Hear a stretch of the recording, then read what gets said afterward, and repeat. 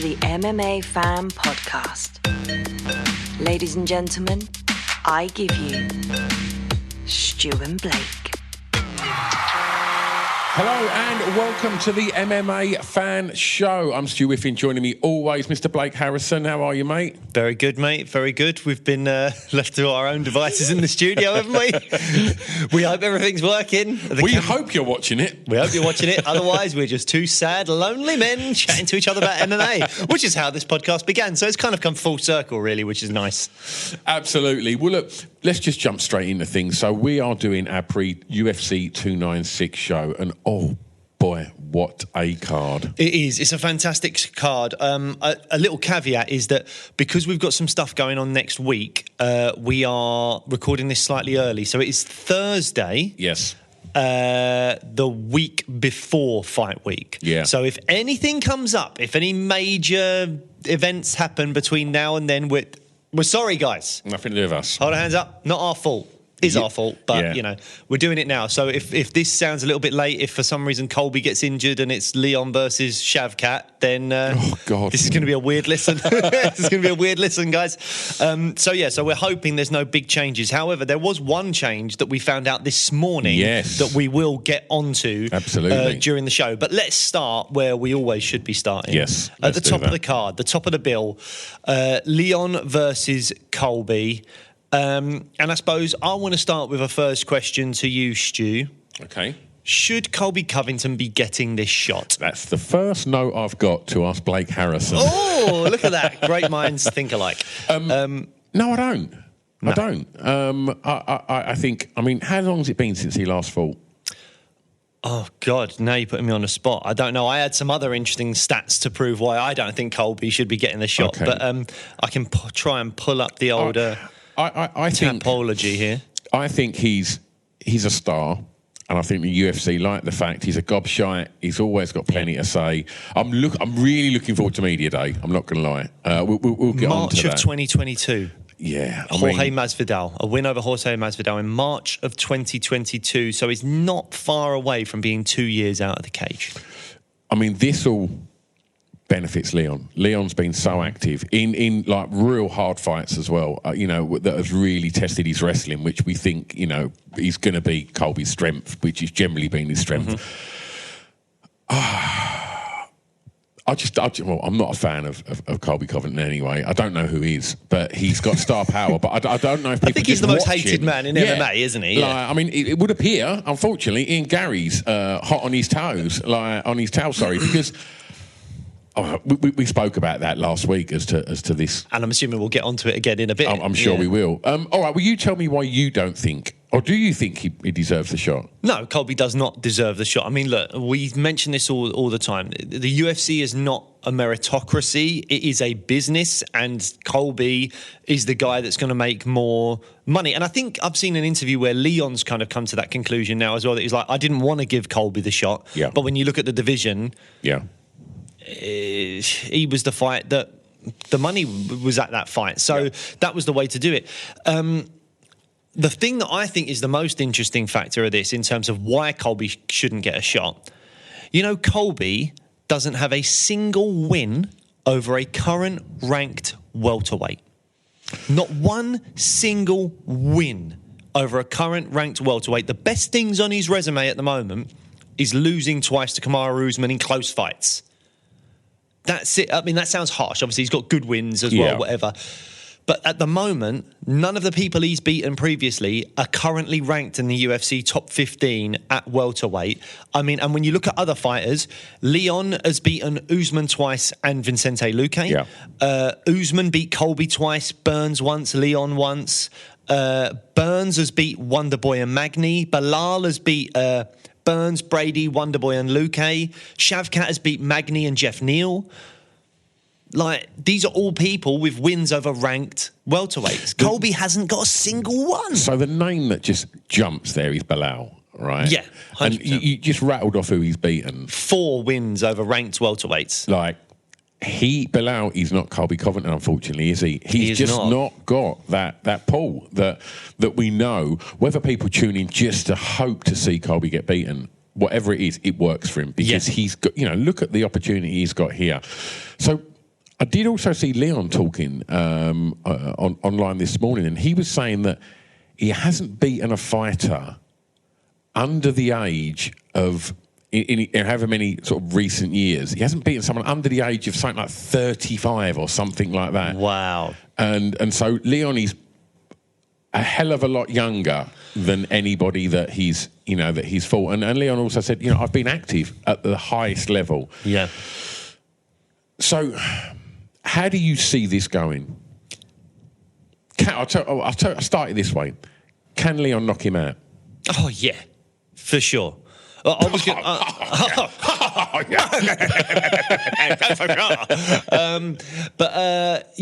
I think he absolutely can. And I think, look, Colby's tough. He's got a good chin in him.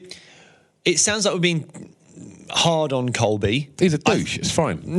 Fair enough. I think even a douche deserves love sometimes. But I think that...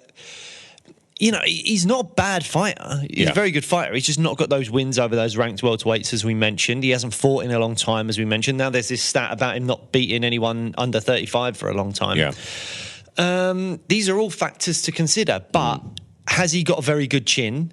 I think he does. I think that, the wars he's had with Usman, he's worn some punches and nearly been finished, but come back. Amazing cardio, we all know that, and very good wrestling. So... I'm looking at Colby's basically what he's done, and he's not stopped anyone since Max Griffin in 2016. Everything else has been a decision. That's his style, though, isn't it? So that's his style. So, I mean, yes, we've seen, apart from head kick dead, we've only seen. Let's look at the Nate Diaz fight. So we saw Leon flagging. In them latter rounds. I don't know if there was anything to do with the climate that he was fighting in, but he looked like he was gassed in that last round. Yeah. I'm not hating on Leon. We're Brits. We love Leon, but we've got to be objective here and talk about, the pros and cons. If you're in Colby's team, that's what you're looking at. 100%. You're looking at, look at what happened towards the end of that fight. I'm trying to think of how well he did. I think he won round 5 against Usman. I can't remember in their second fight. So, you imagine the gas tank is there. But Colby puts on a pace like no one else in that division. And your cardio's got to be really on point. And if you're in Colby's team, you're probably looking at moments where Leon has looked very tired and gone, if we get through the first 2 rounds... we can be all over this. Or if we just put a pace on him early so that he's playing catch-up, he could be in trouble there. What do you think Leon's game plan is? I think Leon's game plan is not too dissimilar to the Usman game plan. I mean, obviously, you'll have to finesse certain things because Colby and Usman not the same kind of wrestler necessarily. I mean, as I say, Colby will just be so much pressure and just back you up and put you against the fence and all that kind of stuff. I mean, Usman is similar, but... I don't know. For me, I'm not well versed enough in the intricacies of different styles of wrestling to tell you what the differences are between Usman and Colby. But I do think there are differences there in terms of their style of wrestling. I think that Leon, to win this fight, just needs to keep it on the feet. Yeah. I think keep himself away from the cage because Colby will just press him up against the cage. Keep himself away from the cage. Keep it all on the feet. And I think Colby's got nothing for. I don't think he's got enough for him on the feet. I think Leon is too... Colby can swing, he can brawl, he's got a good chin, he will keep going, all that stuff. Leon is a technically gifted striker. You swing and brawl, he'll snipe you. I think he will snipe him. Yeah. And I think that's what could happen. I think we could see a Colby here coming into a fight with a game plan of just pressure. And I think Leon might get the timing early. And I think he could finish him early as well. And what a moment it could be. Oh. Let's look back on what Leon Edwards had to go through to get his title fight. He was very much the forgotten man. He was the Bilal. Yeah. He was the forgotten man of that division. Yeah. Huge win streak, but no one cared about him. Yeah. No one really was saying his name, any of that stuff. And then just a matter of like a year and a bit later or whatever it is, he's taken out the pound for pound, who was the pound for pound king at the time in Kamaru Usman. Then he's solidified his championship by at home defending his belt in front of, me and you, packed out crowd, and me and you, which I'm sure that was the most important thing. That was what it was Stuart Blake him up there, he just gave us a little wave. And then he could take out the most hated guy in all of MMA. Yeah. All in the space of like less than 18 months or whatever it's been. That's some year and a half for a guy that was on the outskirts of, you know, the division. At one point was removed from the rankings. Yeah. Because he wasn't taking the fights the UFC wanted him to take on short notice and stuff. So it would be quite a turnaround if he can do this. I think his star will rocket. If he can knock Colby out, I think his star goes through the roof. Is this Leon Edwards' moment? Is it his time now? I think so. Are we seeing him, you know, coming into his prime now? You know, let's not overlook what he's, you know, 2 wins over Usman, as you say, pound for pound at the time. Yeah. Like, for me, I've got to be honest, the one fight that I didn't want was this. Not because he didn't deserve it. There's something about Colby Covington that he seems to just fucking get away with it. He seems to always just make it happen, and it bothers me. Like, and this was the fight that I think is problematic for Leon Edwards. I think there's other fights that are more difficult for Leon in this division. I think that pressure of him trying to keep his distance so he can get comfortable with his striking, that pressure is going to come right from the opening rounds. Yep. And I think that's when Leon's going to really sort of want to find that distance so he can do what he does best. And I worry that if he doesn't get them shots off and get comfortable with that range because of the pressure, then I worry in them latter rounds that movement to stay away from the octagon cage might not be quite as sharp as it needs to be for the cardio king. And I think that's when we could see potentially Colby take him down and you know, maybe get the submission. But look, there's a lot of outcomes that are very likely with this. I mean, I think it's very likely that Leon knocks him out in the first round. I also think it's likely that Colby just puts a pressure on him and Leon struggles. But there's also that situation where Leon wins the first 2 rounds.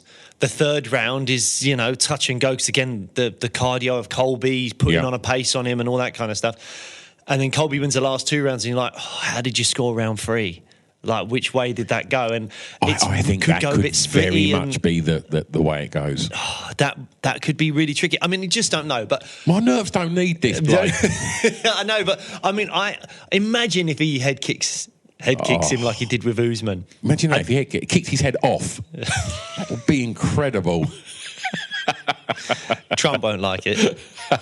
No. But yeah, I mean, obviously we want Leon to win. Yeah. But Colby, despite the fact that, you know, there's all these stats coming out of why he doesn't deserve the belt, and I'll stand by that. He doesn't deserve a title shot. But I do think he's still a tough fighter. He's a fantastic fighter. Yeah. Right. Shall we move on to another couple of fantastic fighters? Yes, let's do that. This is low-key, I think, once Stu gets his pictures right. Here we go. This is low-key fight of the night. Oh, I think it could be.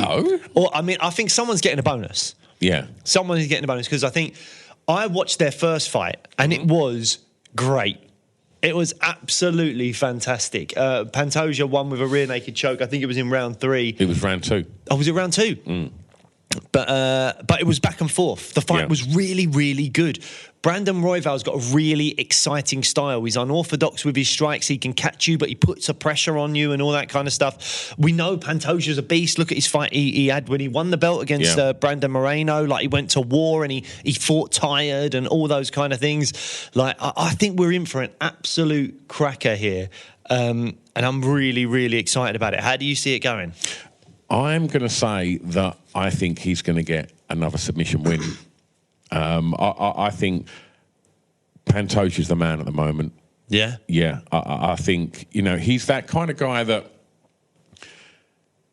I think there was so much attention on Moreno and Figgy that he was just the guy that was just lurking, waiting for his moment. And I think he seized that moment. Yeah. And I think we're going to see a dominant champ for quite a while in him. Oh, interesting. Yeah. It's interesting. So Royval was on a 3-fight win streak since he lost to... Oh, God, you put him on Moreno? I think it was Moreno. Yeah. I think it was Moreno. And that's where he injured his shoulder. I think. I mean, I've got some interesting stats here. Stat me. I'm going to stat you up, baby. So Pantoja, 13 UFC fights. 6 of them have been decisions. Mm-hmm. Some he's won, some he's lost. Royval, only been to a decision once in his 7-fight UFC career. And there's a few other things I'm going to say that makes me think the longer this fight goes on, the more it favours Pantoja. I think Royval is someone that a lot of first-round finishes, second-round finishes, doesn't go to the distance very often, as we've seen. And I've said here in my notes, Royval's gone 5 rounds once. He lost in the LFA to Casey Kenny in that fight. And that was 5 years ago. That's the only time he's gone 5 rounds and he lost it, and that was to Casey Kenny 5 years ago. Of all of Royval's decisions, which is 6 of 21 fights, he's only won 2. So he's had 6 decisions out of 21 fights and only won 2 of those. So I just think the longer this fight goes, the more this favours Pantoja. You think Pantoja's got to weather that heavy storm at the beginning? Yes, I think it's going to be. I think it's going to be chaos. I think Royval is a chaos merchant. He's a little Tasmanian devil just spinning around that octagon with lanky knees and elbows. I relate. I love it. I'm a big fan of Royval. You've got me excited way more about this now. I think it's going to be a really cracking fight. I really, really do. And I think when this is a fight card that's full of stars, these two might be the ones to walk away with the fight of the night bonus, or one of them getting a finish bonus. I mean, Royval could knock him out in the first round with some kind of unorthodox knee or something like that. Yeah. But Pantoja's such a beast. I'm going to lean Pantoja. And also, I'm going to just highlight the fact that very soon we will be doing our Champions Predictions episode for 2024, and we will highlight what we predicted for 2023. And the only prediction I can remember at all out of any of mine was that I predicted at the end of 2023 the flyweight champion of the world would be Alejandro Pantoja. So I'm hoping he wins because Blake gets a point. That's it. That's all I care about. I can't remember, apart from Dustin Poirier, I can't remember any of my picks. That was such a terrible take on your part. Predicting Poirier to be the lightweight champion of the world. Oh, horrendous. Well, I haven't listened to that back. We will be listening to that episode back and we will tally up who's won, let you guys know what we predicted and how wrong we got it. And then we'll be making predictions for end of 2024 to see who will be the champion. So that episode will be coming up probably around either the end of the year or the start of the new year. That episode will be coming your way. And when that does drop, head over to YouTube or wherever you listen to the podcast and let us know what yours are. And drop all your little comments in the socials as to who you think are going to be the standout fighters next year. And listen along and you can find out what the categories are. And we'd love to hear what you lot think. Yeah, we always do this at the end of the episode. But before we move on to, I'm assuming, maybe Paddy versus Tony. Yes. Please subscribe. If you're watching this on YouTube, please subscribe. That helps us out. If you're listening on the podcast, sorry you can't see our wonderful faces. But if you could subscribe or give us a like, a lovely review, any of those things, that'd be lovely. Nice. I mean, you've been commenting, which is lovely. And again, if you've been listening to it as a podcast, thank you. But go and have a little look over on YouTube. Go and have a little look at this Swiss studio we're sitting in. We hope you're watching it. We just hope these cameras are working because it's the first time there's not been a producer. We could all just be talking to no one. I'm literally just talking. I'm looking at a camera that probably ain't even recording this, but hopefully you're watching. Okay. Right. Should Paddy we talk v. Tony? about the Paddy versus Tony Ferguson? Right. Can I ask you a question? Yes, please. Is this lose-lose for Paddy? Because that's been the narrative. The narrative has been this is a lose-lose fight for Paddy. If he wins, everyone goes, well, Tony was on a 6-fight losing streak. If he loses, then obviously it's like, well, you got beat by the guy who was on a 6-fight losing streak. Is it lose-lose for Paddy, or is that a small-minded way of thinking about this fight? I do think it's quite a small-minded way of looking at it. Oh, lovely. I think if Paddy gets the win... Open our minds with him. I think if Paddy gets the win, then there'll be he'll celebrate. I don't necessarily think he's going to start saying he's the best fighter in the division or anything like that. As for all of the things that Paddy does post-fight, he's not generally a gobshite about, who he's going to take out and things like that. So I do think if he beats this, I think he'll be very respectful to Tony Ferguson and the legacy that Tony Ferguson's going to, I presume, would have left behind if he loses this. And I think it's a great name to have on his record. And I think within the next time Paddy gets matched, I don't think people are going to be going, no, he beat a washed-up Tony Ferguson, because I think this could easily be a really fun fight. Yeah. Because, we've seen Tony, put on really good performances until it's all gone wrong. And it has gone wrong a lot lately. It's gone wrong a lot lately. Is it 6-fight? 6-fight losing streak, Yeah, I think. But against top guys, other than maybe you could say Diaz was past it, and Bobby Green's by no means a title challenger, but Oliveira, Gaethje, Chandler, and who was the other one, Dariush. I mean, you can't knock those. No. So let's balance this up, right? So we're seeing Tony at the end of his career up, but with a back pocket stacked with experience, right? Yep. He's got 100 times experience that Paddy's got at fighting at this level in the UFC. Yep. And so what we've also got in Paddy is a prospect that's got a load of hype and is a really well multi-skilled fighter that has not entered that level of competition. And even if Tony's tired, he's still a problem. He's Tony Ferguson. Tony doesn't get tired, does he? And so this is what I'm thinking. I think this is actually a really well and a clever fight, because it's a massive name for Paddy to fight. Mm-hmm. It's a massive name for Tony to fight. Let's not overlook this. Paddy's had he's fought fighters that he should be fighting so far, and that aren't necessarily huge names. So this is a great step up.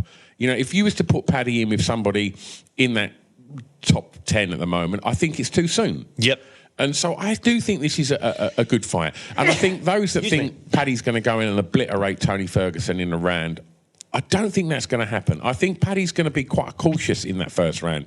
And if it goes to the ground, I'm really looking forward to seeing what happens. I'm really looking forward to the idea of it going to the ground. And I also don't think this is lose-lose for Paddy, because I think, who's he fought so far? Jared Gordon, Jordan Levitt. I can't even remember some of the names of the other... I can't remember the first fight he had. Forgive me. Well, there you go. But my point being is that, beating Tony is still better than beating people on that level, because at least people know who Tony is. Yes, they will. Some people will say, he's on a 6-fight losing streak, whatever.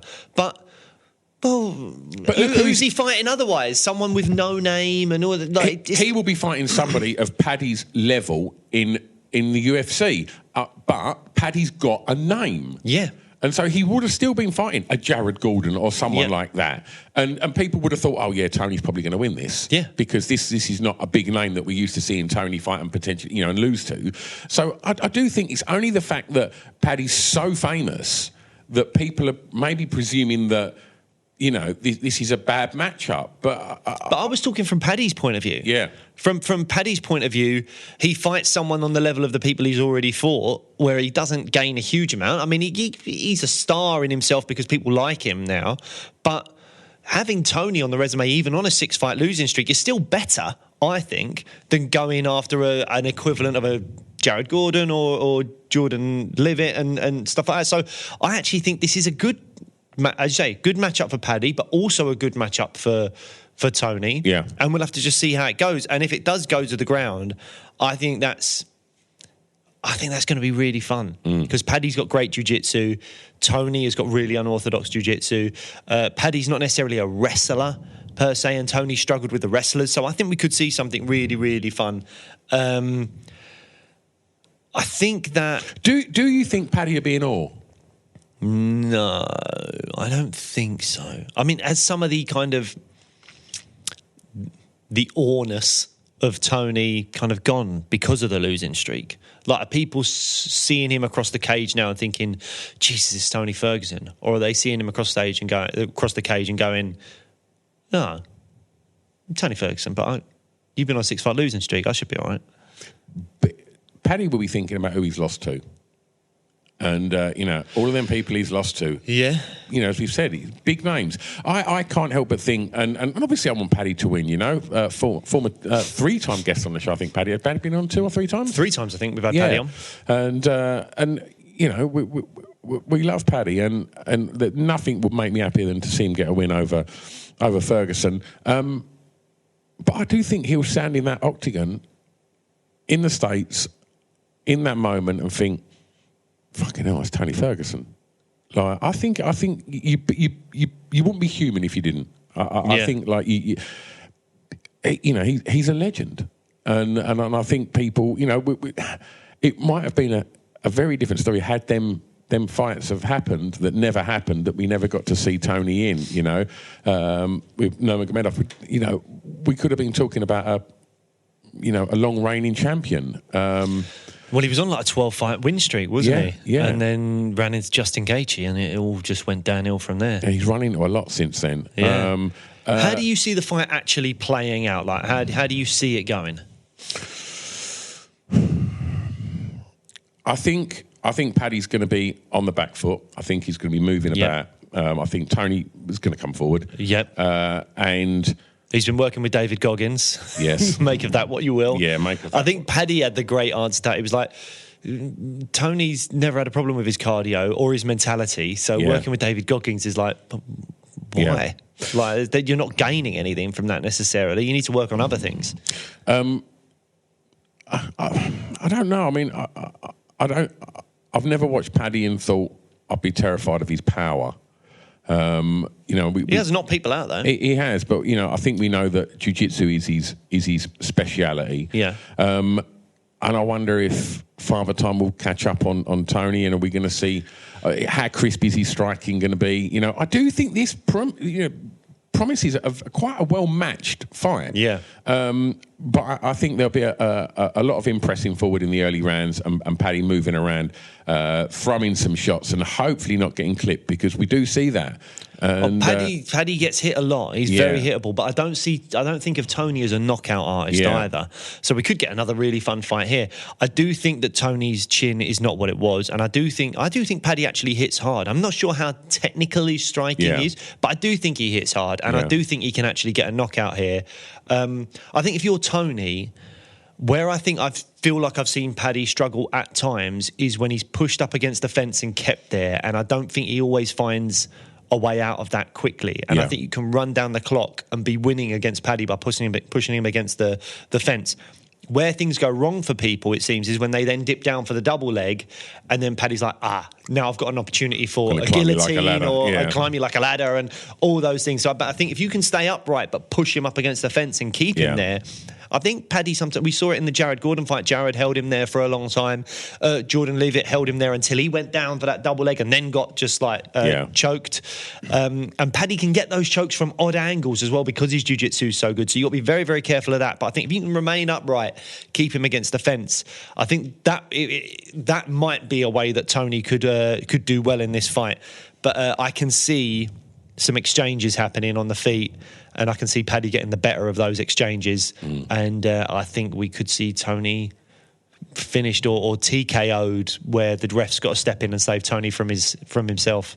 I hope so. Not that I want to see Tony get injured anymore, but I want to see Paddy get the win. Media week, I mean, when they all sit down, Colby, oh my God, Tony, Paddy, Ian Garry, like, I don't imagine, Leon's not someone that really gets pulled into that sort of stuff. Leon's laughing. Leon is laughing all the way to the bank. He's like, I'm not a big trash talker. You've stuck me on this card, not only opposite a guy that's going to sell this pay-per-view for me anyway, but on the undercard, you've got Ian Garry, Paddy Pimblett, Tony Ferguson. Like, Leon can just sit there and cash his checks. Yeah. Doesn't have to do anything. Yeah.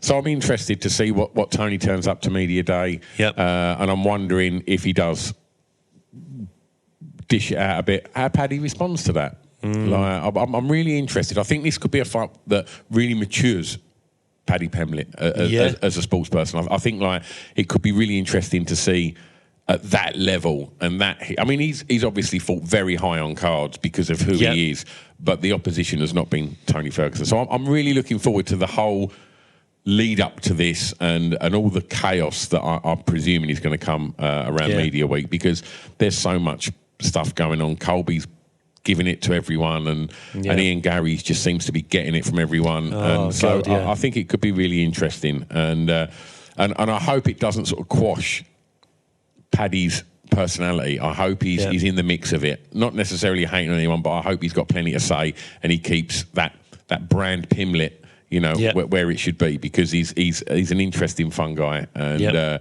I hope the enormity of what's wrapped around him on this card doesn't kind of get him sort of pushed down a little bit. I don't think so. We're talking about Paddy to Paddy. Well, look, I mean, we're going to cover this more in the post-fight show when we know what's happened here. But 2 quick questions for you. If Paddy wins, does he get a top 15 guy next? Yeah. If Tony loses, does he retire? Yeah. There you go. Nice and quick. What do you think? I wonder if Tony's the kind of guy that will never retire. You have to sort of force him to retire. That's what I worry with Tony. Maybe we look at how he loses. Yeah. You know, if it's a close decision, then maybe... He might end up in bare knuckle fighting Mike Perry. No one needs to be fighting Mike Perry. No one needs to be fighting Mike Perry. He's somehow the best in the world at something. Yeah. But yeah, I don't know. I mean, if he overtakes Smiling Sam Alvey I think he got cut from the UFC after, I think it was 33 losses. How many was it really? Do you know? I don't reckon it was that many more than like 7 or 8. Yeah. So Tony's knocking on the door. Yeah. If he gets beat by Paddy. Yeah, absolutely. Jesus. What one do you want to talk? Do you want to move on to Shavkat Wonderboy? Go on then. Let's move on to Shavkat and Wonderboy. I mean, again, great fight. I almost feel a little... well, do you know what?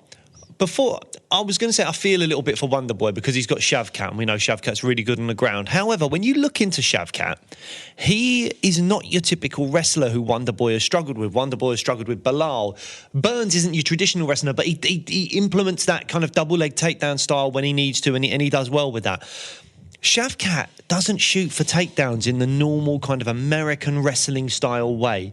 He's more of a judo throw guy. He gets body locks and he throws you, or he waits for you to make a mistake and end up on the ground and he follows you down there. And once you're down there, you're in big, big trouble. Shavkat is a demon on the ground. But getting you to the ground is not something he does in the most traditional way. And I think because he requires the body locks and the judo throws, you see a lot of people push Shavkat up against the fence, and then when his back's against the fence, he throws people onto the floor and then he can work from there. Wonderboy isn't going to be doing that. Wonderboy is going to be skirting around the outside of that octagon for 15 minutes, trying to keep Shavkat as far away from him as possible. And that makes me think that there's a big possibility here that this fight all plays out on the feet. In which case, Wonderboy has a chance. I do think Shavkat... I'm picking Shavkat. I think Shavkat is possibly the future of this division. He's got very, very, very good striking on top of a good ground game. Yeah. But I just think it's not as clear-cut as like Wonderboy Bilal or if it was a Wonderboy Usman fight or something like that. I don't think Shavkat is going to take him down in the same way those guys would. And I think that Shavkat is going to entertain a striking battle with Wonderboy. When it gets... He's going to catch him at some point. And when I say that, I mean he's going to get him against the cage. Is Shavkat going to be too strong for Wonderboy? Yes. But that's the thing. Wonderboy has to keep away. Yeah. Shavkat will be too strong. Shavkat is a very dangerous striker, so Wonderboy's got multiple things to worry about. If this was just a kickboxing match, you'd favour Wonderboy. But because Wonderboy's got to think about so much with the takedowns, the judo throws and all that kind of stuff as well, I think that is going to actually open up Shavkat's striking a little bit, especially if he feints a couple of takedowns or does something like that. So with this, right, on that point that you've just said, go on.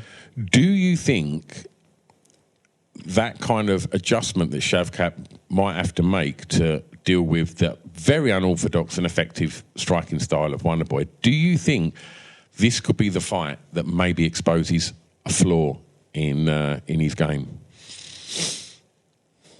No, I don't think we're going to... Well, no, look, I think Jeff Neal made Shavkat look a little bit more human in their fight until towards the end. He landed some strikes. But what we found in that Jeff Neal fight was yet another positive for Shavkat Rakhmonov, which was his chin's really good. And I don't think Wonderboy hits as hard as maybe a Jeff Neal. And I think that what we could see is a situation where Wonderboy does land a few shots and it's looking good for Wonderboy for a short period of time, and then Shavkat just lands something big. And Wonderboy, we've got to remember his age and all that kind of stuff as well. I just think... So he's last time out, he beat Kevin Holland, didn't he? And he's got, before that, he lost to Bilal and Burns. But again, they used a very specific way of beating him. They went for those double legs, pushed him up against the fence, took him down, all that stuff. Again, Shavkat doesn't use that style. Maybe he's got it in his locker room, we'll see it. Yeah. But he doesn't use it very often. It's more the body lock position, and it's more him getting pushed up against the fence, and then he trips someone. I think Wonderboy is going to be so far away from him as often as possible that I don't think that's going to be a thing that Shavkat can do regularly to him. Okay. So, but I think we could see a club and sub. I think we could see Shavkat catch him with something, wobble Wonderboy, and then puts him on the ground and subs him there. Yeah. I mean, I've got a note here that I've got Shavkat by submission. Yeah.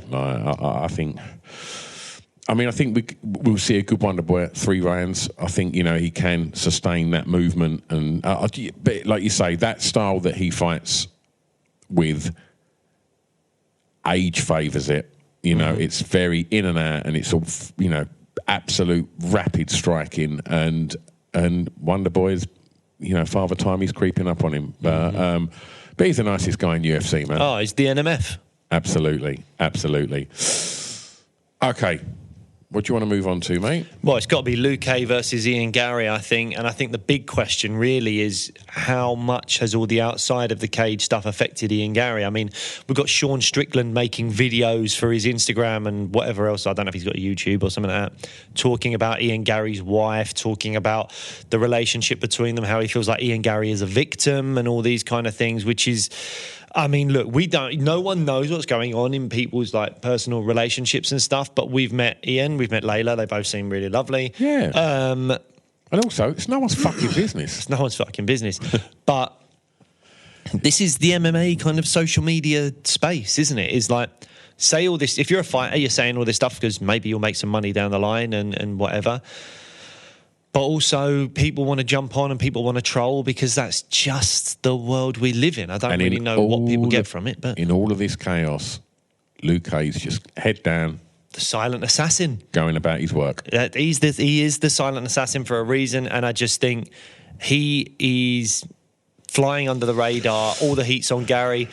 And is this a significant step up for Garry? I know we saw him absolutely school Neil Magny, but... I don't think it is necessarily a significant step up. I think it's a step up. Yeah. But I think Magny's a very good fighter. I think Daniel Rodriguez is actually really good, and Garry disposed of him very, very quickly. Garry was supposed to be fighting Jeff Neal before the Magny fight. Right. And that didn't quite work out. So he's been prepping for that. He's also, as we know, he's trained all over the world. That's been another bone of contention with Garry. And Sean Brady was on Helwani's show a little while ago talking about how he wants to fight Ian Garry and how he's heard stories about how people aren't happy with Garry kind of maybe exposing a few secrets about a few gyms or talking about knockouts. Again, I'd not actually seen this from Garry. Some of it is like wherever Ian Garry goes, he's filming. And apparently, I think there was a little bit of contention about... that constantly everything's going on social media. And I suppose, if you've got, fighters prepping for fights and, maybe they don't want stuff like that on there. Yes. But I also understand Ian Garry's documenting everything because look how quickly it's accelerated, he's probably thinking there's a document when he's a very confident young man. Yeah. He probably thinks I'm going to win the belt within the next couple of years. There'll be a Netflix documentary about me or something like that. Yeah. Let's film it all now. Yeah. Let's film it all now, get the journey and be part of it. And also it will go on YouTube and all that kind of stuff as well for him, which helps him, I'm imagining, financially. And I think he will be the champion at some point. I think he's got a chance.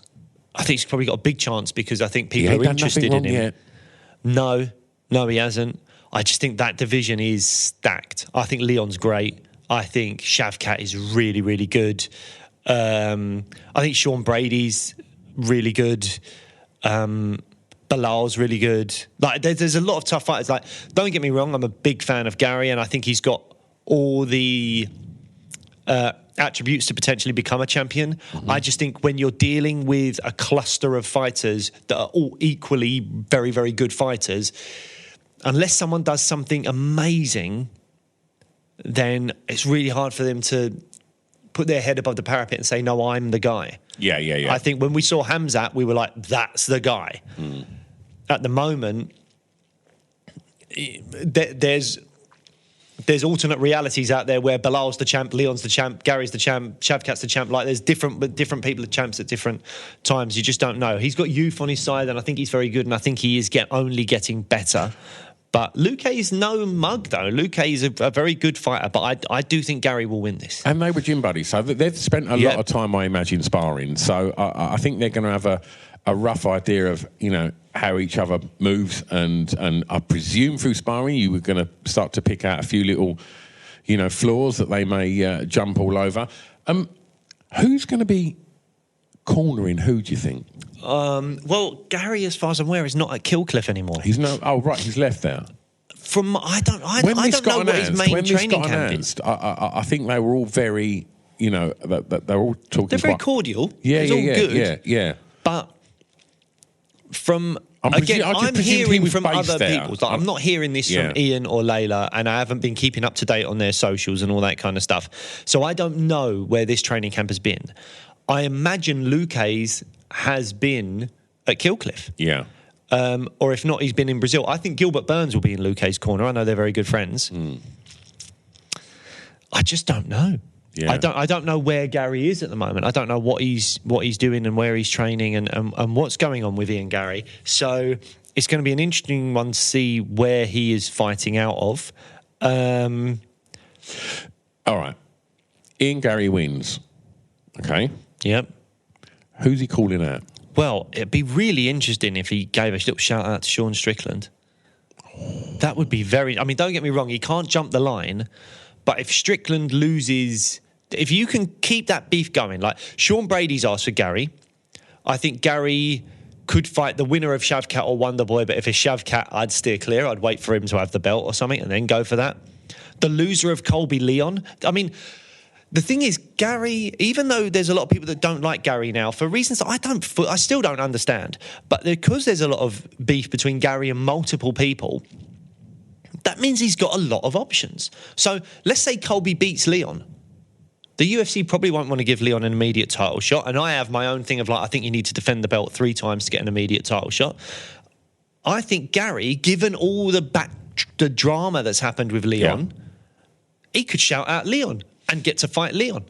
I think if Colby loses, he could ask for Colby, and maybe Colby would see some money in fighting Ian Garry, but I don't think so. And I don't know. I think he can... I don't know. But then there's Sean Strickland. If Sean Strickland loses to Dricus du Plessis, Ian Garry could go, look, I'm the number, whatever he might be at the time, 5 ranked welterweight in the world, but I think Sean Strickland is a piece of shit after what he said about Layla and all that kind of stuff. I want to fight Sean Strickland, so I'm going to pop up to middleweight, fight him. And then you never know. He could be like the number 2 ranked middleweight and the number 5 ranked welterweight at the same time. And then lots of options open up for him again. Yeah. So I think the fact that he's got beef and problems with different people actually serves him quite well and gives him plenty of options. Sean Brady's always there. I don't know if that's a good stylistic matchup for Garry or not, but there's lots of possibilities for Ian Garry. But he's got to get past Vincente Luque first, and that's no easy feat. And I think we're going to see a really good fight here. And do you think Garry wins it? I do. Yeah. I think Gary's one of the most exciting fighters in the UFC at the moment. I've not seen flaws yet. Yeah. I think I wouldn't be surprised if Luque tests his chin. Yeah.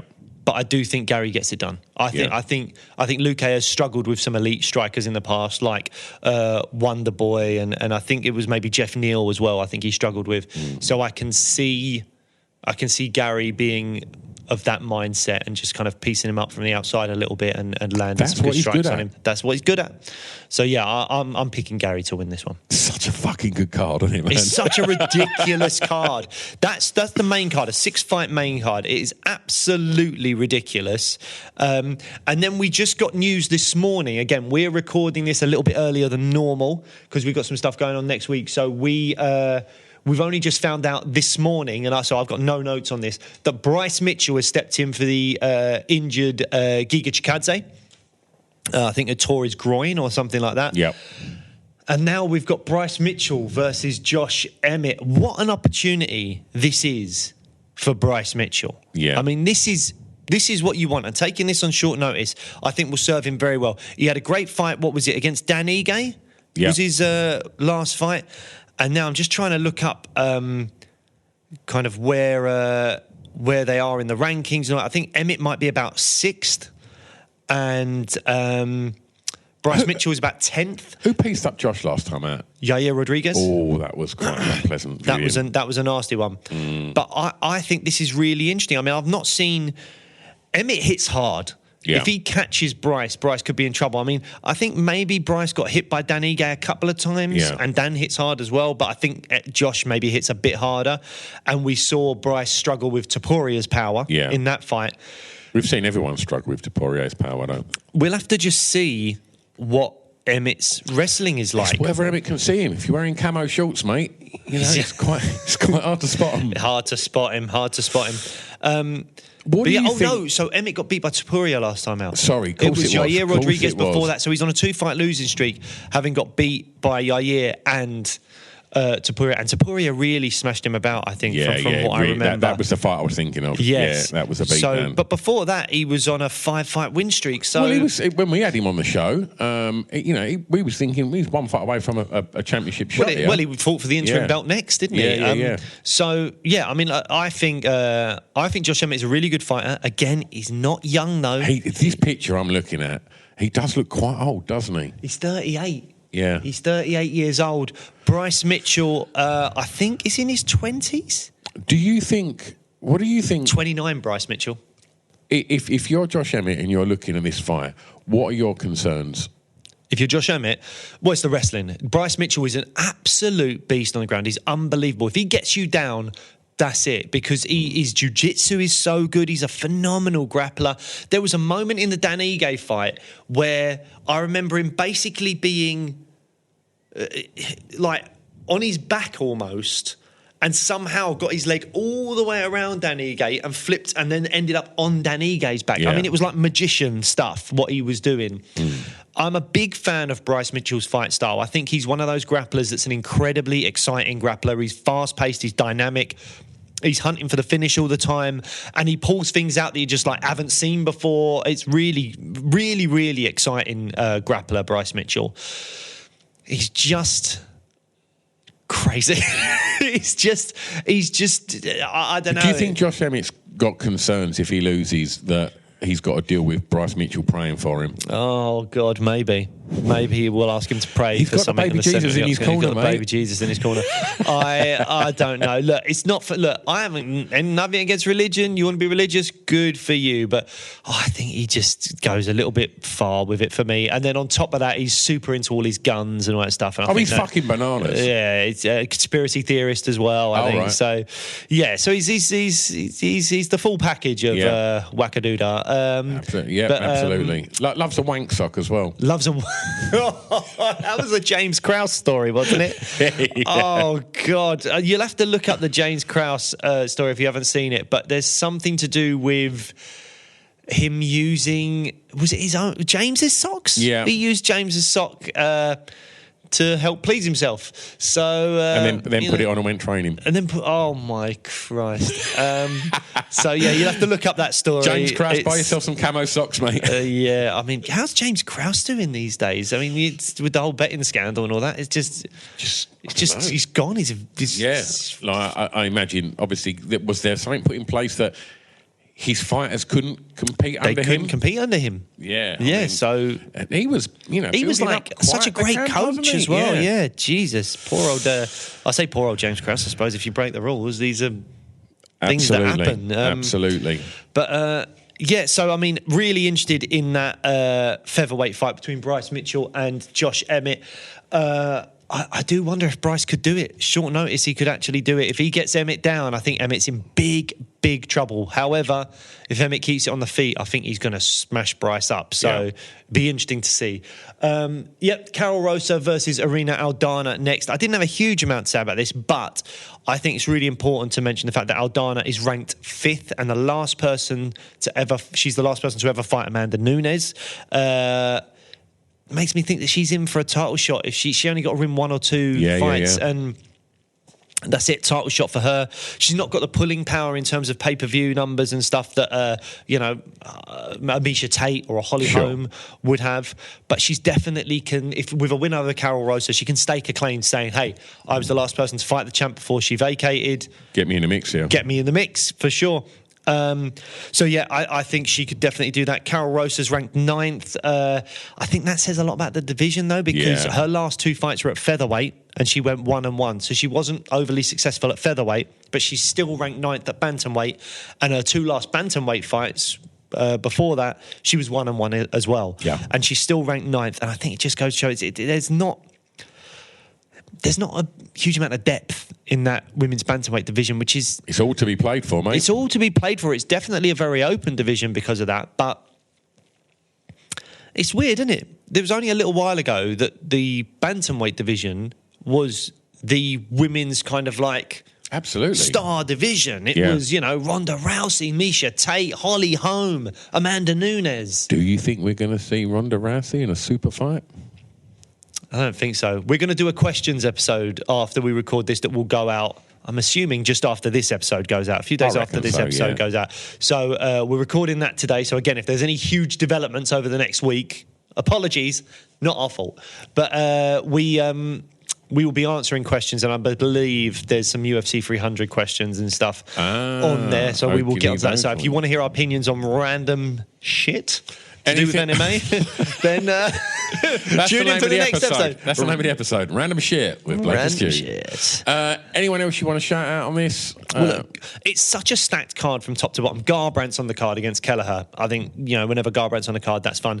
Casey O'Neill, I think, did she lose her last fight, Casey O'Neill? I'm not sure. I think she's trying to get back in the win column, unless I'm mistaken. Maybe check the old Topology out. But she's ranked 12th. She's against Ariana Lipski. 2 ranked light heavyweights in Menafield and Jacoby. Ulanbekov against Cody Durden at flyweight, and Ulanbekov is ranked 14th. Andre Feely's on the card. That's coming off of the very close fight against Nathaniel Wood in London. Yes. And I think...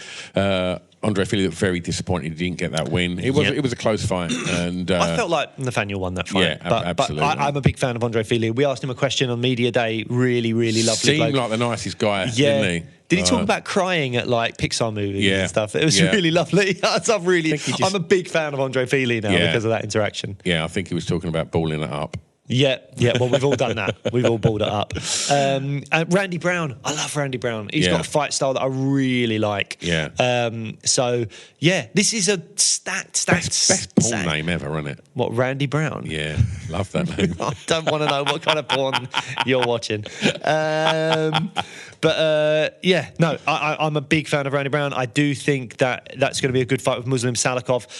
Top to bottom, really good card. There's very rare that I stay up late to watch a card and go to bed at like 6 a.m. I think I'll be doing it for this. Oh, all day long. Yeah, this is the one. Well, look, enjoy the card. We'll be back with the post-fight show, talking about all of the action that goes down.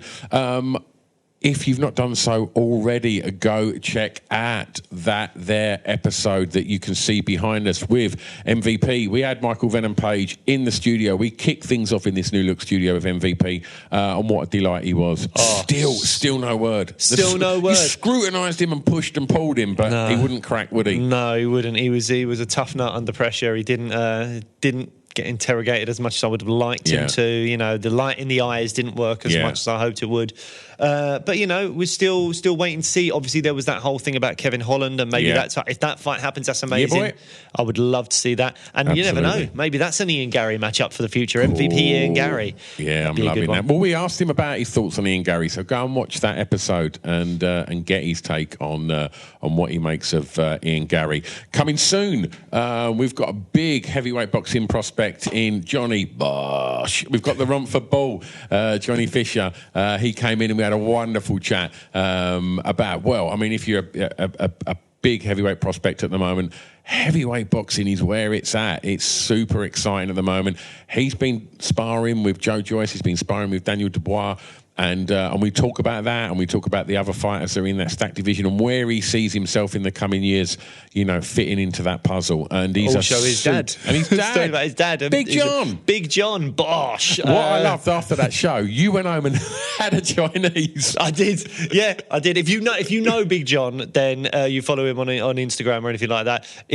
Basically, it seems to be that his format on Instagram is order a massive Chinese, talk about how much you're going to eat it and enjoy it, and then say bosh at the end of it. And people love him for it. Yeah, so, that's great work if you can get it. Oh, absolutely. But chatting to Johnny definitely really inspired me to have a Chinese, so I did. Had a nice, lovely Chinese that night. It's been great. Love it. All right, well, look, as we've said before, make sure you subscribe on YouTube. And if you're still enjoying this in the audio format, then drop us a little comment in the socials and let us know what you're making of the show, because this is a journey for Blake and I. We've stumbled into this, you know, a year and a half ago, and we've thrown a lot of this to get this studio put together to really develop it and hopefully give you something that's, you know, visually pleasing as well. I know that involves our heads, sorry about that, but we really want to kind of like build this into something really special and fun. So we thank you a lot for joining us on this journey. I'm going to go and press stop on the cameras because hopefully we haven't just been having a conversation to ourselves for the last hour. I might cry if that's the case. We'll see you next time. Bye.